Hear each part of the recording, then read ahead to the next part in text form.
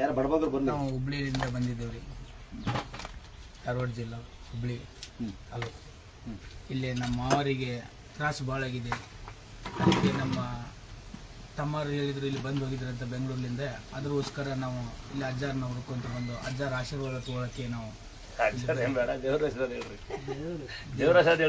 ಪರಮೇಶ್ವರ ಮತ್ತು ಗಂಗಾಮಾತೆ ದುರ್ಗಾ ಸ್ಥಳದಿಂದ ನಾವು ಆಶೀರ್ವಾದ ತೊಗೊಂಡು ಹೋಗ್ಲಿಕ್ಕೆ ಸರ್ ಫಸ್ಟ್ ಬಂದಿದ್ದೀವಿ.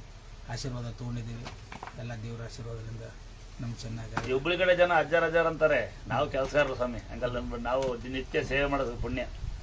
ಅವ್ರು ಪಾದ ಹೊಡಿತೀವಿ, ನೀರು ಕುಡಿತೀವಿ, ಅಪ್ಪ ಅಮ್ಮ ನೋಡ್ತೀವಿ. ಮತ್ತೆ ಒಳ್ಳೇದಾಯ್ತಾ? ನಾವು ಹೇಳಿದ ಸಮಯ ಯಾವ ನಿಮ್ದು? ನಮ್ದು ತನಿಖೆ ಹತ್ರ ಹೇಳಿದ್ದು ನಮ್ಮದೇ. ನಮ್ದು ಏನಪ್ಪ ಅಂದ್ರೆ ಕ್ವಶನ್ ನಾವು ನಮ್ಮಲ್ಲಿ ಪ್ರಾಬ್ಲಮ್ ಇತ್ತು. ಅಲ್ಲಿ ಬೇಡಿದ್ ನಾವು ಅಲ್ಲಿಂದ ಬೇಡಿದಾಗ ಬೈನಾಗ್ಬಿಡ್ತು. ಬಂದು ಇಲ್ಲಿ ಹೇಳಿದ್ದೆ ನಿಮ್ಮ ಹತ್ರ ಬೇಡಿ ಆಶೀರ್ವಾದಲ್ಲಿ ತಗೊಂಡು 2 ದಿನ ಸ್ವಲ್ಪ ನೋಯ್ತು.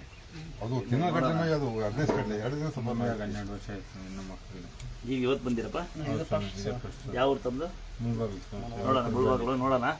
ತಮ್ಮದು ನಮಗೆ ಅನುಕೂಲ ಆಗಿದೆಯಾ? ಪರವಾಗಿಲ್ಲ. ನಿಮಗೆ ಹಾಸ್ಪಿಟಲ್ ಎಲ್ಲ ತೋರಿಸಿದೆ. ಅನುಕೂಲ ಆಯ್ತು ನಿಮಗೆ?